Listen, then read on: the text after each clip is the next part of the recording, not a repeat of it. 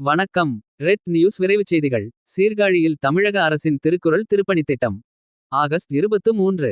மயிலாடுதுறை மாவட்டம் சீர்காழி சபாநாயக முதலியார் இந்து மேல்நிலைப் பள்ளியில். தமிழக அரசின் தமிழ் வளர்ச்சித்துறையின் கீழ். திருக்குறள் திருப்பணித் திட்டம் சீர்காழி பகுதியில் அமைந்துள்ள. அனைத்து பள்ளி மாணவ மாணவிகளுக்கு திருக்குறள் பண்பாட்டு பேரவையின் சார்பில். திருக்குறள் திருப்பணி திட்டமானது செயல்பட உள்ளது. திருக்குறளில் உள்ள 133 அதிகாரங்களின் விளக்கம் சார்ந்த வகுப்புகளை. அனைத்து பள்ளியினை சார்ந்த தமிழாசிரியர்களைக் கொண்டு. 30 வகுப்புகள் எடுக்கப்பட்டு இறுதியில் 30 மாணவர்கள் தேர்ந்தெடுக்கப்பட்டு. அவர்களுக்கு மயிலாடுதுறை மாவட்ட ஆட்சியர் அவர்களால் சான்றிதழ் மற்றும் பரிசுகள் வழங்கப்பட உள்ளது.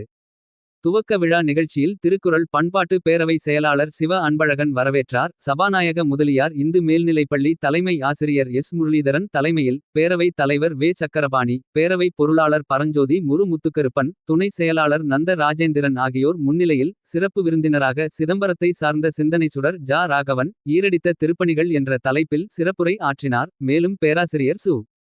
வீழிநாதன். சபாநாயக முதலியார் இந்து பள்ளி முதுகலை தமிழ் ஆசிரியர் புலவேந்திரன். தமிழ் பேராசிரியர் சௌ. சசிகுமார். துணை செயலரும் தலைமை ஆசிரியருமான க. இளங்கோ. பயிற்சியாளர் எல். பாபுநேசன். வழக்கறிஞர் கஜேந்திரன் ஆகியோர் வாழ்த்துரை வழங்கினர்.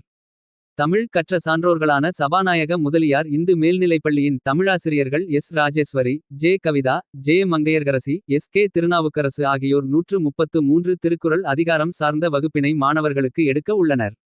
மேலும் நிகழ்வில் புலவர் ராமகிருஷ்ணன். முன்னாள் தலைமை ஆசிரியர் பாலசுப்பிரமணியன். பொறியாளர் வெங்கடாசலம். பாலையன் ஆகியோர் உட்பட 200க்கும் மேற்பட்ட பள்ளி மாணவ மாணவிகள். விடுமுறை நாளாக இருந்தாலும் திருக்குறள் பண்பாட்டு வகுப்பில் கலந்து கொண்டு பயன்பெற்றனர். நிறைவாக காழி கோ. வைத்தியநாதசாமி நன்றி கூறினார்.